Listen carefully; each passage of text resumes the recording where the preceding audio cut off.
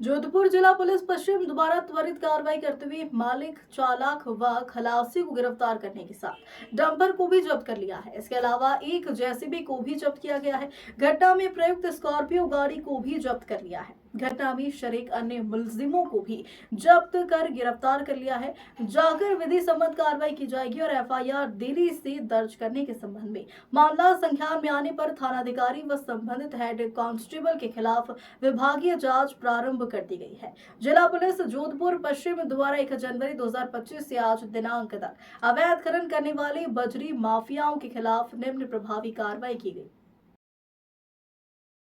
हम पकड़ ले रहे हैं। आज भी हमने 2 प्रकरण दर्ज किए हैं।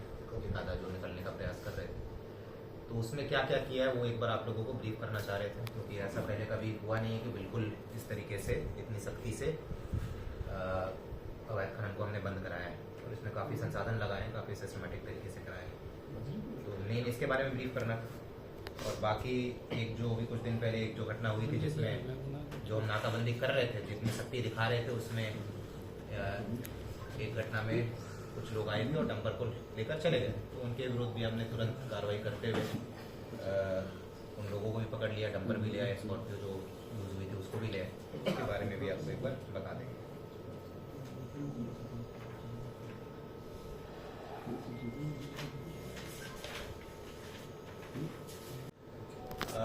जोधपुर पश्चिम आयुक्तालय के द्वारा बजरी के अवैध खनन की रोकथाम हेतु पिछले कुछ दिनों में काफ़ी प्रभावी कार्रवाई की गई है।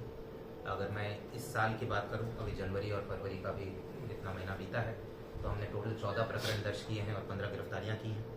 करीब हमने 33 वाहन, जिसमें डंपर और जेसीबी शामिल हैं, 33 वाहनों को जब्त किया है।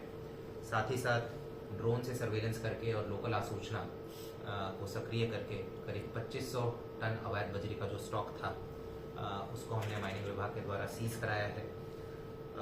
जितने बिना नंबरी जो डंपर चलते हैं, जेसीबी चलते हैं, खासकर जो इन तरह की गतिविधियों में जो इस्तेमाल होते हैं, उनको हमने बिल्कुल योजनाबद्ध तरीके से चिन्हित किया है। और उनके विरुद्ध भी जो भी कानून में प्रावधान है उनके विरुद्ध भी हम कार्रवाई कर रहे हैं, चाहे वो 38 पुलिस एक्ट में हो या फिर MV एक्ट में।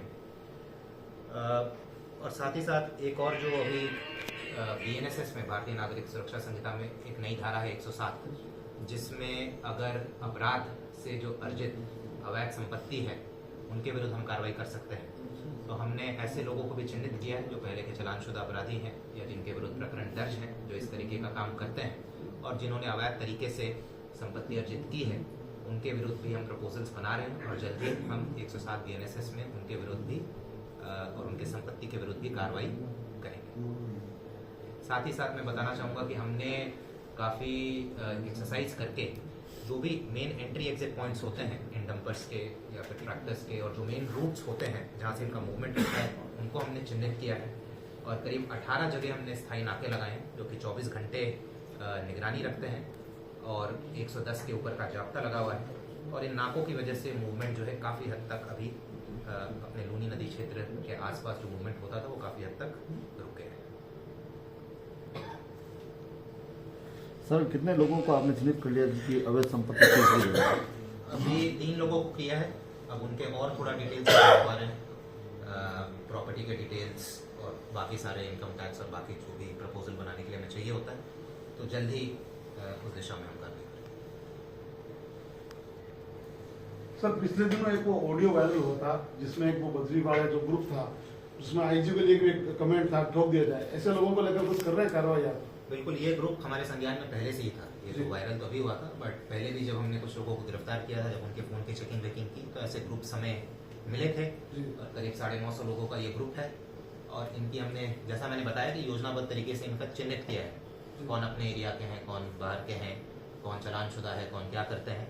और उनके विरुद्ध भी जो जो कार्रवाई बनती है, चाहे निरोधात्मक कार्रवाई करवानी हो या फिर कहीं अगर वांछित चल रहे हैं तो फिर गिरफ्तारी करनी हो, तो उसकी भी हमने एक पूरी लिस्ट बनाई है। और उनके विरुद्ध हम ऑलरेडी कार्रवाई कर रहे हैं। अभी जितने हमने वाहन जो जब्त किए हैं, जैसे 33 वाहन जो जब्त किए हैं, इनमें से कुछ वाहन इनके भी हैं जो ये ग्रुप वाले हैं।